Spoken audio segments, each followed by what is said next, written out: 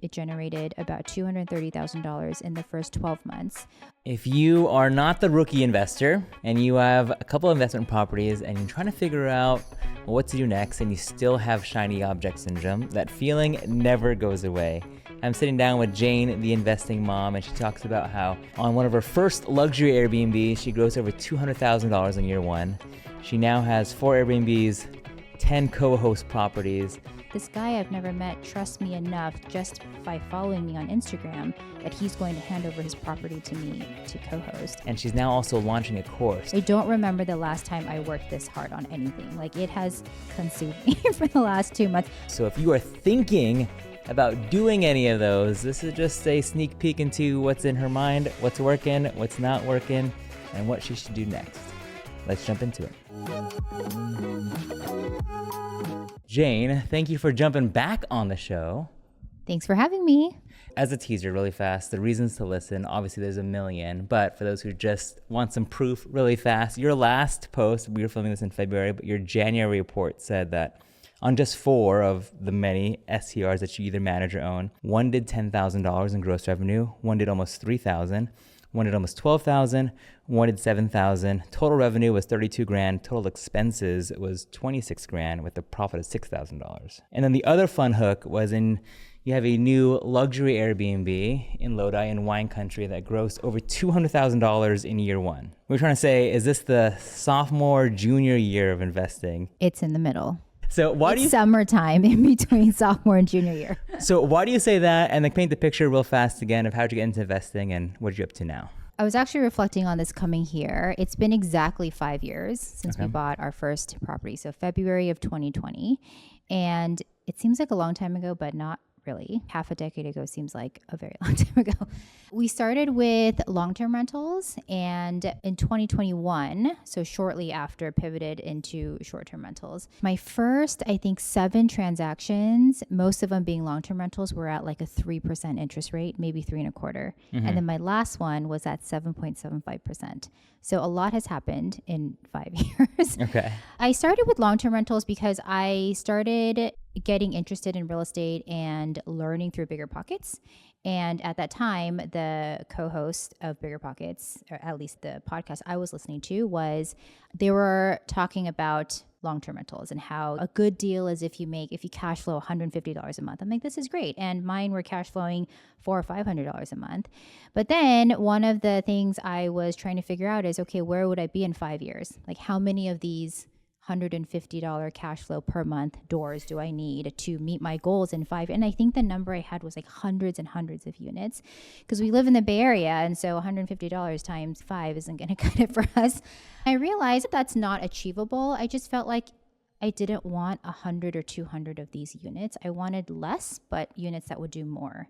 And so when I first learned about short-term rentals and how as an investor I can get into Airbnbs, it was really interesting to me. And I also have a background in hospitality. And so for me, automatically I saw it as, oh, I'm going to be the general manager of this Airbnb, and I'm going to operate it like a hotel. And I'm going to do the operations, the marketing, the sales, learn about housekeeping, and do the revenue management, all of it. So for me, that was really exciting. I know for some people it's overwhelming, but it was super exciting for me, which is why we jumped in right away. Okay, and then the portfolio now, and you also have a property management co-host company. So what does it look like? So right now we have 3 long-term rentals, 4 short-term rentals in California, and we co-host about 10 properties for other owners. And co-hosting was not planned. Co-hosting, I don't want to say it was a mistake, but it definitely wasn't planned. I was actually discouraged to get into co-hosting from a lot of other short-term rental operator friends. The feedback I got was, you're going to have owners you don't like, you're going to have demanding owners, you're going to be in situations that are really difficult, etc. And it started with one friend who had a condo in the city. She didn't want to manage anymore. And as I posted about it on Instagram and on my social media, I had a lot of people ask, oh, hey, I didn't know you co-host. And I said, I don't co-host. They said, you just posted about it. You did it for a friend. I said, you're right. I did it for a friend. And then this guy that I never met before said, can you do it for me? And that was the light bulb moment. I was like, oh, this guy I've never met trusts me enough just by following me on Instagram that he's going to hand over his property to me to co-host. And that's how we've gotten all of our co-hosting properties. We've never reached out. We've never done cold calls, none of that stuff. It's all been word of mouth. And so the theme for me, as I think about knowing you, I guess, for the last 5 years too, and then this is the summer before your junior year. You tried a little bit, things worked, things didn't work. What are you trying to do now? Good question. So now that I am thinking about graduating from college and what I'm going to do my last 2 years, I'm in the process of creating a community of like-minded investors. And what I mean by that is I received a lot of feedback from Instagram from a lot of parents, particularly moms, but also dads. So I would say maybe 70-30 moms and dads. A lot of them either wanted to get into real estate or maybe had one or two properties and didn't know what to do next, but they related to me because I'm also a mom and I talk about my kids and my family, the goods and the bads of everything of real life. I would say in 2024, a lot of them reached out to me asking for a community or a course. I said, yeah, I have a bunch of free stuff on my Instagram. You can just keep following. They said, no, do you have a class? Can you create a course? And I actually started, I recommended them to take other people's courses because I'm like, hey, so-and-so they have 50,000 followers and they have a great course. And they said, I don't relate to so-and-so. They may have a lot of followers, but we have nothing in common. Someone else may have 200,000 followers. Again, we have nothing in common. So even if they're selling this course, I don't want to buy from them. And then I realized, there really isn't a course or a community for parents interested in short-term rentals and more specifically for moms. So I recently created this online private community. It's free, but it's a private online community. And I just invited whoever was following me. And so far, almost everyone in there is a mom. Most of us don't know each other. Okay. They're doing everything from arbitrage, which I've never done before. So I'm learning from them as well. I have one mom who is in the process of setting up her first arbitrage unit. I have another mom who just set up 4 remotely. She lives in SoCal, but she set up 4 out of state. I'm like, this is cool. You teach me how to arbitrage because I've never done this before. And so it's been a wonderful community so far, just like maybe 30 people right now of people sharing, but all moms sharing what they've done. And for those who haven't done anything, I have one mom who just joined. She said, what is short-term rentals? I've never heard of this before. And so it's everything from people who decided today that they're interested in this and people who've been doing it for a couple of years.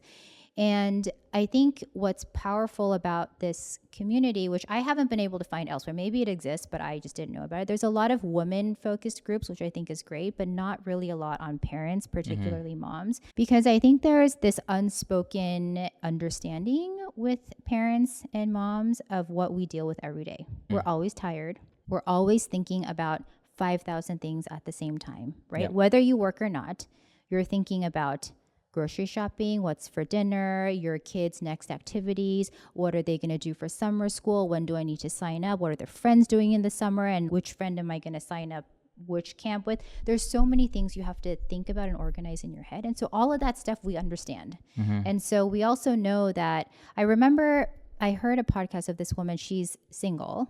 She lives by herself. And she said, I realized I needed to make SOPs for my business in order to scale. So I turned off my phone for 8 hours and I just sat in my studio and I created SOPs for my entire business in one day. And as a mom, I know that's impossible for me to do. That's impossible for any mom to shut off their phone for 8 hours. Again, regardless of whether you work or not, we just can't do that. We have kids we have to take care of.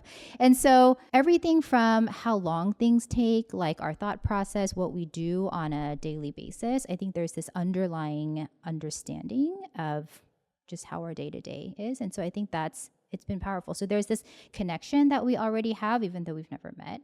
So I'm hoping to grow that community. What about on the co-hosting side? Do you want to grow that too? I do. So when we first started co-hosting, we took whatever came our way, as long as it wasn't in a dangerous neighborhood. So there were a few leads in West Oakland I had to say no to just because I was actually going to take it. And my husband told me there's no way he's letting me drive by myself to West Oakland. So there are some that we said no to, but for the most part, we've been taking everything that comes our way. And now my team and I work focused on certain types of properties. So we know we do better with real short-term rental markets. We have experience with luxury properties since we have one that we own. And not a lot of co-hosts or property management companies can do luxury and non-luxury. Like it's either one or the other. And so we're really trying to focus on certain types of properties and destinations instead of just taking everything that comes. And so what's the way that you're growing that side of the business now? So we're still getting referrals, Yeah. a lot of referrals. And I have a team of 4 VAs and I have incentivized them to now start cold calling. So we haven't done it. We've never done this. They literally started this week. Okay. So I haven't followed up with them to see what the results have been. There's 4 of them. So they each picked a destination that they think would do well for whatever reason. And then they came up with a list of properties they want to go after. So what they did was they went after existing properties. And so properties on either Airbnb, Vrbo, Booking.com, Vacasa, or Evolve, and properties that don't have good reviews. And if they're managed by a person, right? So we know most likely that not a property management company, but if it's owned by a person, then they'll try to find their information and call them to say, hey, this is what we do. This is our average star rating. And this is why that star rating is important. Because if you have a really low star rating on Airbnb, the chances of you getting booked at a higher price is very difficult. And so they educate them on the value of a 5-star review, of higher reviews, and the different services that we provide. Is there a database that you can get from the city? Because I know that ones that are in high vacation rental markets already now have all these. There probably is. We haven't figured that out yet. I'm sure there's an easy way to figure it out. But right now, I allowed them to come up with their own process because I want them to have ownership of this and feel excited about it. They're also highly incentivized to close these deals with very healthy bonuses. And so I've let them do it. Okay. Let's see how that, I'm sure you'll post about it. I will. So thinking about, again, the summer before your junior year, what are some of the lessons learned from even just managing, acquiring? What are some things that you would not do again? What would I not do again? Very good question. Like, I know it's all constant firefighting. Yeah. And so you can always handle situations differently. But has there been one that maybe has stuck out a number of times? I think in the beginning, I was so budget conscious and cost conscious. I wanted to do everything myself, including furnishing all of my homes. Even the 4th one, which was the biggest and the most expensive, I should have known by the 4th one, I need to hire someone. I still did it all by myself. And every time I do it, I tell myself I'll never do it again. But I do it again because I realize I'm spending so much money buying the property, doing all the stuff. So whenever we buy our 5th property, I'm telling you now, I will not be furnishing it by myself. So my biggest recommendation for people starting, or if they've already purchased a few properties, I know you're thinking so much about how much money you just spent, but the amount of time you save by hiring someone to build all the furniture for you, to maybe even design it and do everything from beginning to end, at the minimum, you'll probably save at least 2 weeks, if not months. Being able to launch your property 2 to 4 weeks earlier will more than make up for the price it costs to have somebody else do it. So I would highly recommend to have somebody else furnish your property. I agree. Because you've done it too. I've done it. Actually, we've done portions of it, but we've actually always hired someone else to help build out the furniture. Maybe we've designed it, but we've always hired out majority of the build out process. That's good. Between my husband and I, we did everything, which was too much. Yeah. Designed it and built all the furniture, which is exhausting. Like Lake Tahoe, which is 4 hours from where we're filming this, is the closest one that we have. We've done Josh Tree and basically had someone do it 90%. In Columbus, I still have not even been to Columbus ever. And we had someone completely furnish everything. So that's a really good point, because I think the closer the property is to you, the more likely you're going to do more. 100%. Just because you can.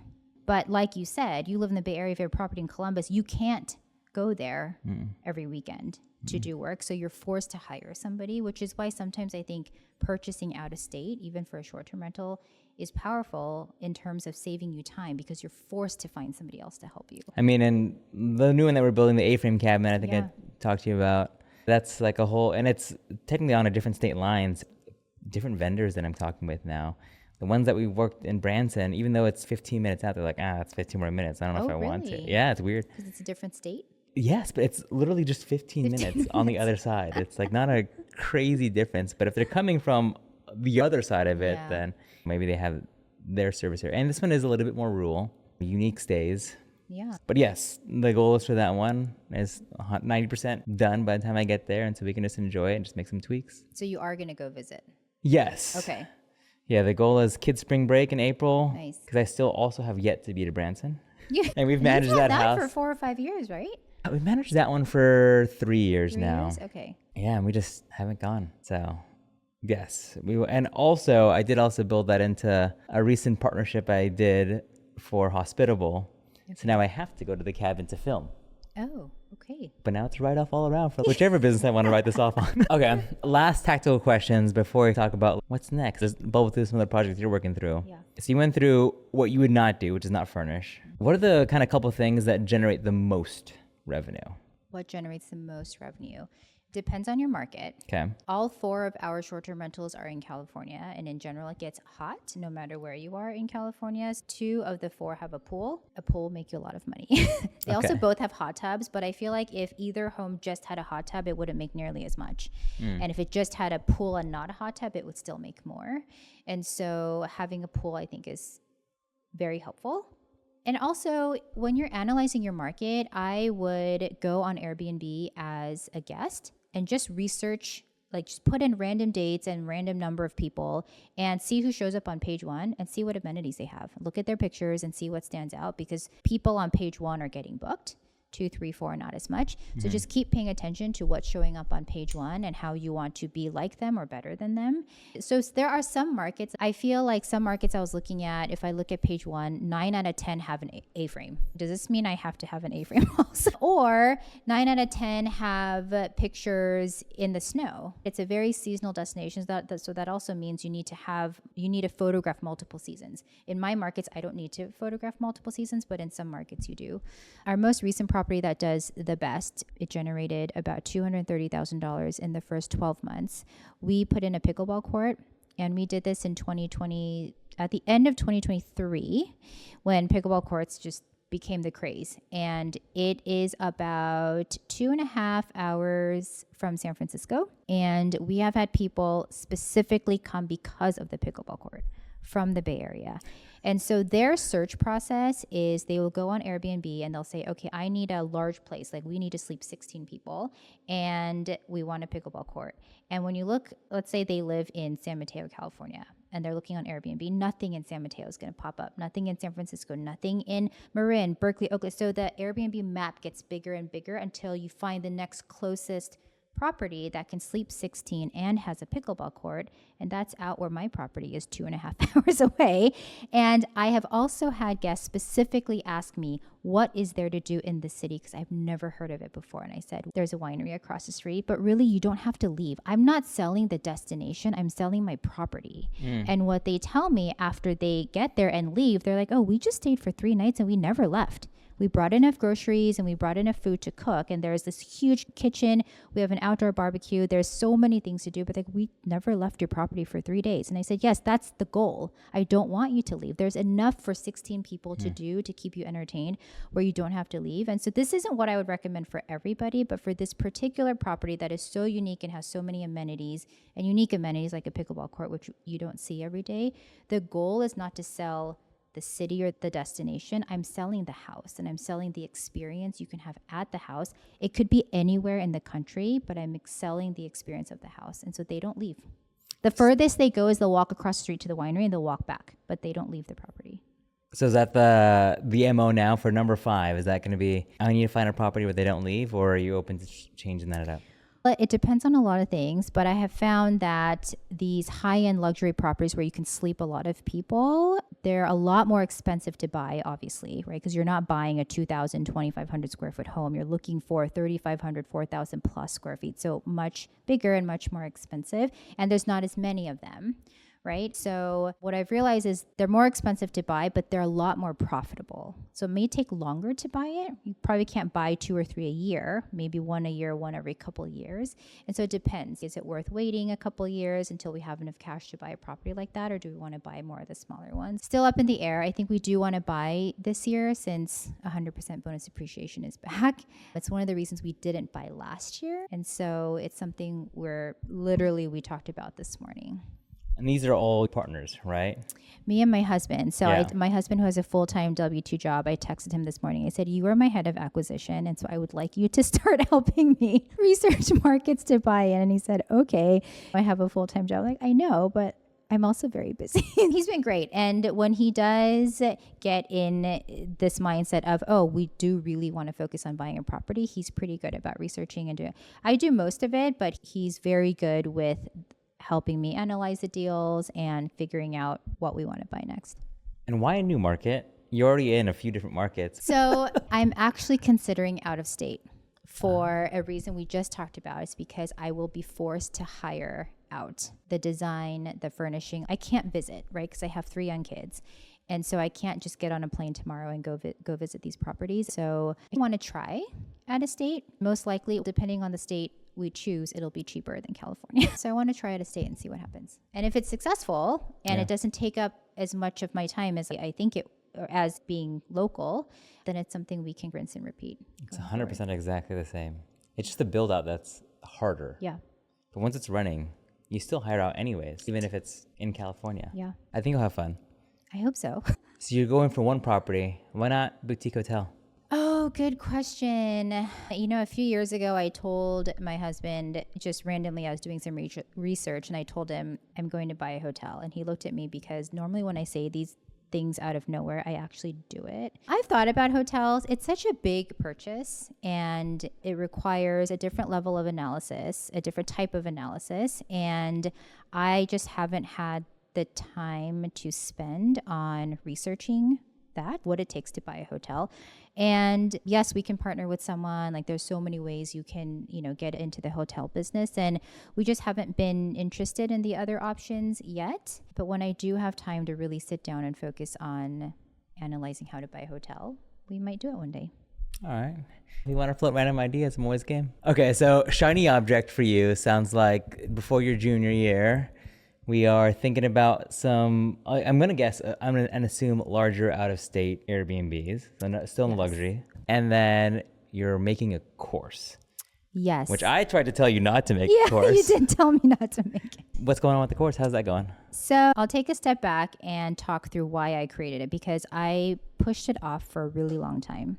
Because I knew it would be time consuming, although I didn't know how time consuming it would be until I actually started the process. I don't remember the last time I worked this hard on anything. Like, it has consumed me for the last 2 months, but in a good way. Like, I felt really productive, and just to get everything in my head on paper and organize it in a certain way was a great process for me to go through. But the reason I created it is, as I've been posting a lot of things on Instagram, I mentioned before, but I had a lot of moms message me and say, oh, I really like your content. I really like how you share the bad stuff in addition to the good stuff, because a lot of people just talk about the good stuff.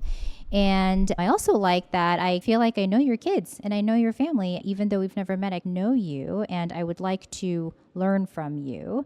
And like I said before, I would tell them to go somewhere else. I'm like, oh, so-and-so has a great class. But after enough of this type of feedback, I thought, okay, there are a lot of courses out there, and a lot of people who teach these short-term rental courses, they come from a different background, right? They used to be in the medical field and they quit, and now they do this full-time. Some people just co-host, some people just do arbitrage, some people just buy, some people do a combination of all of it. And from what I've seen, there isn't a community and like a course where the person, like, where there's really a focus on family and parents who are really getting into it. And so that's why I'm doing this community first, just so we can all get to learn from each other and get to know each other. But at the end of the day, I don't think there's a course where people can relate, like a parent can't relate to another parent doing a course, where that's really the focus. Because my focus is not you make so much money where you have full control over your life and you have full control over what you do tomorrow. That's not what it's about. It's, hey, I just want a little bit of extra time, and I choose as a mom what to do with that time. I can either spend more time with my kids. I can use that time to work out by myself and not have to worry about childcare. I can spend that time to meet a friend for coffee. I can spend that time to get a massage once a week. I just get more time in the week for myself, and I choose what to do with that time. It's not about having this completely different luxury lifestyle. That's not what the goal is. The goal is just a little bit extra time for me as a mom and as a parent. So I have freedom to choose what to do at that time. Okay. And so what's been the hardest part about building this community, building this course now? It's the hardest part. Yes. Okay, so can I tell you something? While I was recording this course, So what I did was I wrote everything on, I have it online. And as I'm going through, I'm recording some of this, right? Because I have to go through examples. Like, this is how you create your listing. This is how you do all this stuff. And so I'll record and I'll just talk to the camera. And then when I go back to edit it, a 20-minute video will take me maybe 3 hours to edit, which sounds I'm not an editor.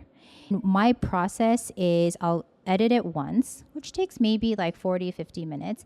And then I'll edit it 2 more times. And each time I edit it, it's different. And then I won't look at it for a couple of days. And then I'll go back and read what I wrote and then watch what I said. And then I edit it again. Because I don't want to put something out there that's not my best work. I know a lot of people will just do a quick AI edit and put it on and let's be done. But I really want to make sure that this is my best product that I put out there. It has been very time consuming. And then finding time to record, because no offense, but guys, you can just wash your face, put on a hat and stand in front of a camera and record. I can't do that, okay? On a regular day in the morning when I take my kids to school, I have a hat on, but I didn't shower, I didn't brush my hair, and I'm not ready to stand in front of a camera. So I also have to time the days of the week, because it's not every day I can record. Right? Yeah. I have to plan that out ahead of time. So it's very time consuming, but it's been really rewarding. And it's actually the best part of creating the course, or the process of creating the course, has been finding holes in my own business, because I have 50 SOPs right now. And as I was doing the SOP portion of my course, I was like, wait, we're missing something. Or I was looking back at some of our SOPs, I'm like, these are not good enough. Like, what happened? And so we redid or edited some of our SOPs. And a lot of the templates and the PDFs and the Excel sheets we had, we made a lot of updates. And so it was a really good process that my VAs and I went through to strengthen our infrastructure even more. Okay, so it was a nice self-audit, self-exploration for you. Yeah.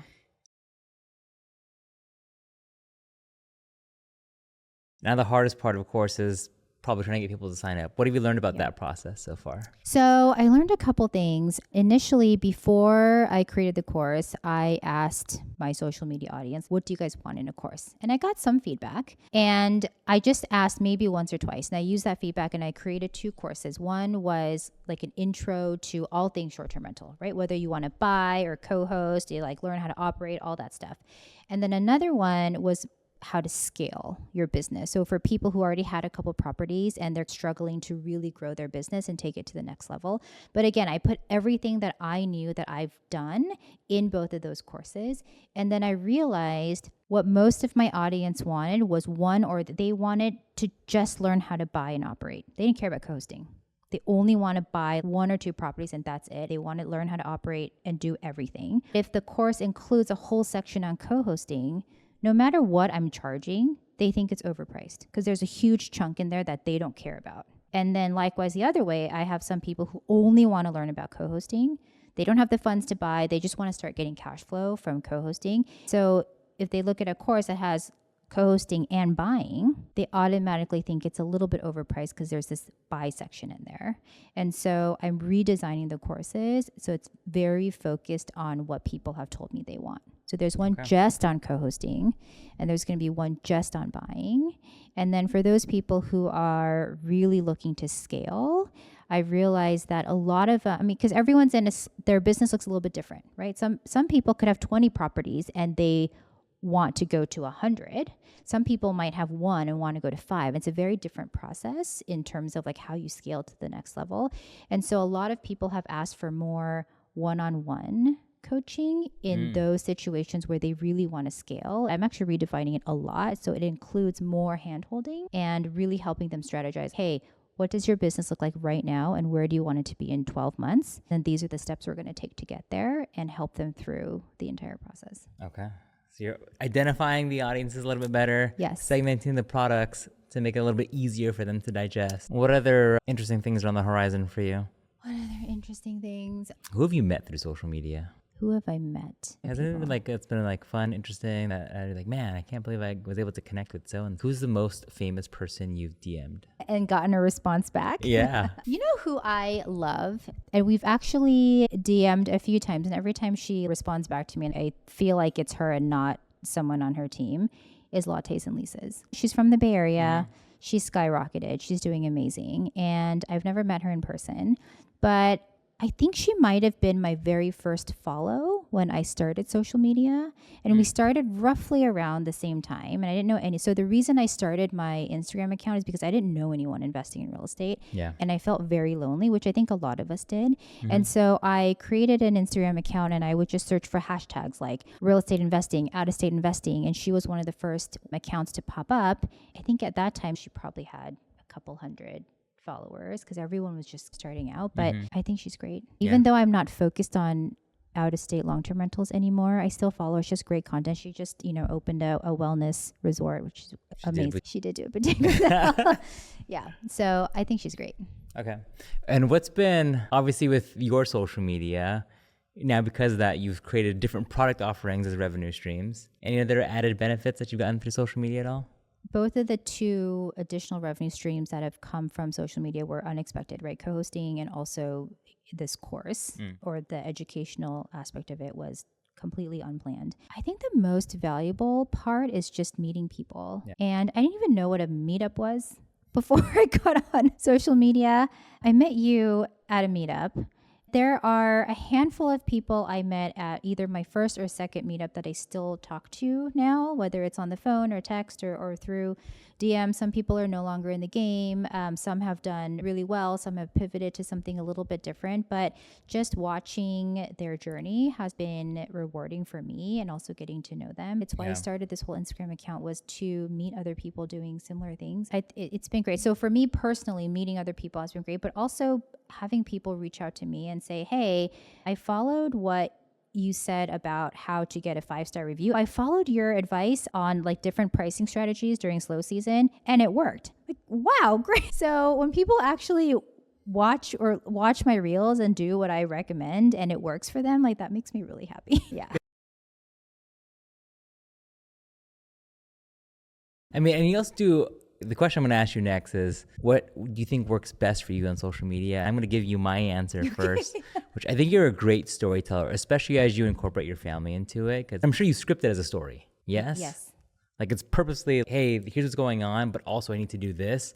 And so these two things, whether it's taking care of your daughters and firefighting an STR problem, you purposely put that in some type of voiceover with then video B-roll that goes behind it, right? That's on purpose. Is that the main like thematic that you actually try and do? Because I feel like you've been doing that a lot lately too. I'm trying to be as transparent as possible because I think there are a lot of accounts that I follow where I feel like I don't know them and they have hundreds of thousands of followers, but I feel like if I saw them at the airport or I ran into them at the park, I wouldn't know that's them. I don't even know what their voice sounds like. There's actually one person in particular I'm thinking of who has, I think, maybe 400,000 followers. And I just joined a free webinar that he did. He started speaking and I was like, I didn't even know that was his voice because all of his social media posts they're just B-rolls with text. He doesn't actually talk in front of a camera. It's just a lot of this or like carousels or things where I don't hear his voice. I see him moving and I know what his face looks like, but I don't know what he sounds like. I don't know if he has kids or not. I don't know if he's married or has a partner. I don't know anything about him other than like a little portion of his life, just about his Airbnb business. And I didn't want to be like that. And so it took some time, as you know, for me to even show my own face. When we first met, I was not showing my face on camera because that's a big step, right? It's hard if you're not naturally someone who's in front of the camera. It's hard. You were actually the first person to encourage me. I think you filmed me the very first time. So thank you for that. Thank you for getting me out of my shell. But my first step was to just put my own face on camera. I didn't even think about posting about my family because I didn't think people would want to know. I'm like, this account is about real estate and short-term rentals. Why would anyone care about my kids? Why would anyone care about my family and what I do on a day-to-day basis? But turns out they care a lot because they want to know I'm a real person. They want to know the daily struggles I have. They want to know what I do every day. So I've been hiking every day and I post about it on my stories almost every day because it's hard for moms to find time to exercise. And so I've like purposely scheduled it right after I drop off my kids. So I don't have an excuse. Once I go home, I'm not coming back out to go hiking. So I drop them off, I have my hat on, put on sunscreen, and I just go straight to the hiking trail. So I'm really trying to show as much of our real life as possible. When I started sharing more about my special needs daughter, I had a lot of parents reach out to me and say, oh, my daughter has seizures too. Oh, I didn't know that. It's someone that I knew Yeah. or someone that had been following me and interacting with me for a very long time. So I was really surprised to see her share that. I had no idea, like, what medicine is your daughter on? And how often does she take it? Did she try any other type of medication? I've had other parents say, oh, my kid's autistic and, he or she goes to a certain school. Like, what type of school works for your daughter? Like, how do you help her with her homework? Like, things like, so it's been nice. Like, it's a big part of my day and my family. I'm happy to share about because, again, it's real life. Yeah. My wife would say, like, my favorite new word right now is threads. Okay. Of trying to find different threads that into people's lives. And so people are naturally nosy, which is why celebrity gossip does so well. They want to know who's divorced who. They had a kid with what? That's a genre that will never get old. People will always be nosy. People are always nosy about their friends or acquaintances or social media influencers. So we have to almost become our own little tabloid to have some fun so that people give a reason to care. I think the next evolution, one that I want to do more often too, and I told you this, is yes, I think it's important that people understand like what's in your life. I think that the other side to that too is, can you go live? Because going live is another level of scary. There's no retakes. People see you mess up. No editing. It's bloopers. just, you get what you get. But I also, for me, and maybe now it's just looking at like investment webinars too, because investment webinars are all live Zoom calls. And it's like you went live, except you just can't do it publicly. And so if you can actually break down and answer those questions live, you will 100% know your stuff of whatever you're selling. There's so many people who fake it just because they'll just copy someone else's script, and you don't actually know if they know their stuff or not. The moment you add live into it, I'm telling you, that'll be the next unlock. I didn't even think of it that way, that some people are so scripted that they can't go live. Yeah. I did one webinar so far, and it was supposed to be an hour and ended up being an hour and 20 minutes. And I realized a lot of it was Q&A, but I realized that I love talking about what I do. I love talking about short-term rentals. I love talking about real estate.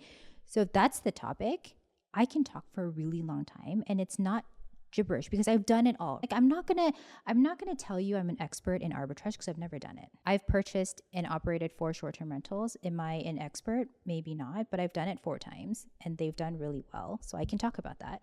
I've co-hosted 10 properties, so I can talk about co-hosting. So I talk about things that I've done, and because I enjoy it so much, I love talking about it, right? But yeah, people who are all scripted, that must be really hard. That's got to be really stressful to always pretend like you know what you're talking about and to pretend that you've done all these things when maybe you haven't. So you know what I just heard? There are a few people who are selling these courses, and what a lot of students or people don't double check to see if they're actually good at what they do is to check their reviews on Airbnb as a host. Now I'll tell you right now, we have over 400 reviews. It's 4.95 star average, so we have very good ratings. There are a few influencers that my friend found this and she sent it to me. One of them has a 4.6 star average with over 1,000 reviews, and the other ones have 4.7, 4.8 stars. And I know as you scale and you hire more people on your team, your reviews are going to go down a little bit. It happens all the time, and it's totally fine and it's totally acceptable. But to be at 4.6 stars is not acceptable. And to be selling a course on how to invest in Airbnbs and how to effectively operate your Airbnb when you have a 4.6 star average, that's not okay. So I would encourage people to find whoever you're following on Airbnb and see what their rating is.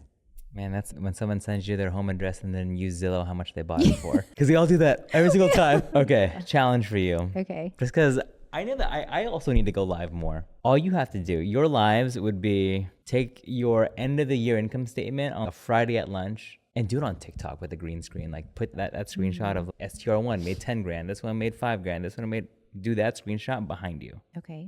And then just go live for 30 minutes on TikTok. And just talk about it? Hey, so I'm just going to tell a story. Here's what it is. Ask, and then you have a pinned comment that says, hey, ask any questions about this. And so that people will come on and start asking questions. If you want another green screen, could be a screenshot of a recent payout. Some like ridiculous payout, because that makes the scroll stop even more. Yeah. But yes. Is it possible to go live on Instagram and TikTok at the same time? Yes. I mean, you could use a streamer platform to then push. Like I use StreamYard. Okay.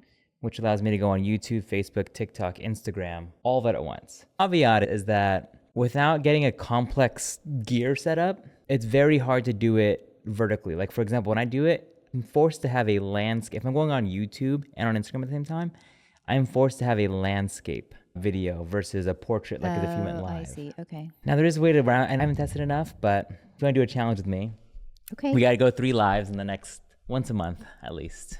That should Okay. be easy enough. I want to do mine just on making ads. Okay. How often do you do lives? Not enough. I haven't gone live in, maybe like in over 5 months. I used to only do my podcasts live. I don't know if you remember that. I do remember that. That'll be another day when I don't have a day job. But go live more. Okay, I have a question about going live. Do you think the success of going live is tied to consistency, or can you be like a one-time wonder? If you're going to do it, you might as well do it 100 times.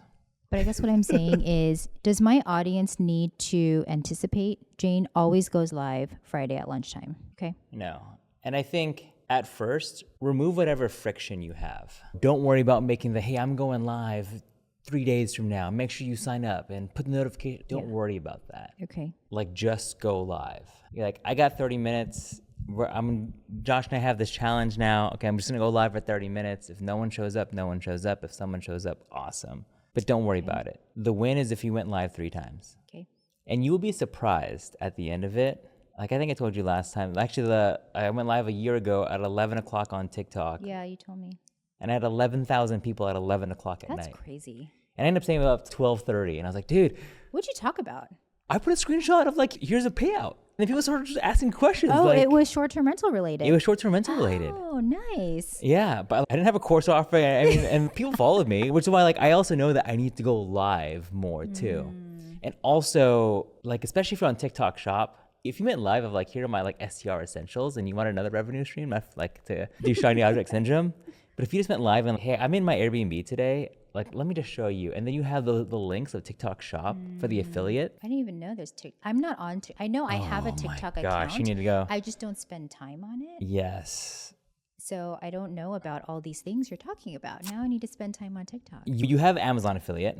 I do. You make money on that. I do. Okay, like how much money have you made on Amazon affiliates? Oh, I haven't spent as much time on it as I would like to. I think in a good month, a couple $100 in a month. Yeah. When I don't pay attention to it at all, which is most months, every month there's something. Yeah. So even if it's just $20, Yeah. there's usually something, which is nice. I know. So me too. 3 years ago, I think, I made a video of the best mattress to buy for your Airbnb. I remember that. That's the only video I made. I made a couple reels on it. And I have now sold like 500 of those mattresses on Amazon. The Vibe ones? Yeah. I bought one too because of you. That's in my guest room. Yeah, and like I think I looked at like the total like attribution from that one video was like $2,000 or something like that. gosh. Like over the course of 3 years Well, it or worked whatever. because I bought it from that video. See, and the commission was high because it's this $500 product, right? Yeah. And I was like, man, I should really do more affiliate stuff because I've only made one video.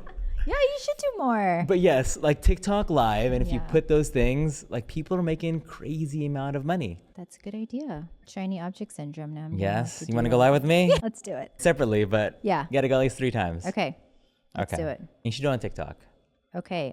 I need to learn TikTok. Then if you want to just play with it on both platforms, just get an iPad on one, get your phone on the other, and go And live just turn them. Oh. same time. That way you don't need to do the Yeah, camera. yeah, Yeah, don't worry yeah. about all of that. Because it would be Instagram and TikTok, so it'd just be those two. Yeah. Okay. Okay. I'll go live. All right. So what's next, Jane? What else? How can someone add value to you? Someone add value to me. So I'm in the process of redesigning some of my courses. And what I don't know much about is marketing that. So whether it's email marketing or ads or how to convert my email list. I've been using ChatGPT for a lot of help, but that only gets me so far. Yep. And I know there are a lot of people who do this type of marketing, not a lot of people who do it specifically for short-term rentals and for this industry, because the time and day you send an email could be different for someone who's selling widgets versus someone who's selling an STR course, for someone who's selling a product that's 10 cents versus a couple $100s or a couple $1,000, right? It's very different. So someone who really understands this to walk me through or help me or even do it for me would be very valuable. That's one thing I really don't know much about. And I've been like piecing it together on my own, but it's very time consuming. There's a lot of things I need to do right now. So if you are that person, then obviously I will put Jane's contact information down below. Jane, how can people find you? The best way is through Instagram. Okay. I am at The Investing Mom. If you DM me, I will respond to you. It will be me. It's not somebody else that responds. I am the one that responds, and I will remember you. There's people who have DM'd me like in 2021 and then DM me again this year, and I remember our conversations. DM me and we'll get in touch. Okay, I love it. Jane, thanks for jumping on the show. Thank you. Mike, cheers. Bang. Hey, real quick, if you enjoyed that episode, please make sure to give this a like and subscribe and follow wherever you are listening or watching this. And if you know someone else who is looking at building a course, starting a co-hosting business, please make sure to share this with them. And thanks so much, and we'll see you guys in the next episode.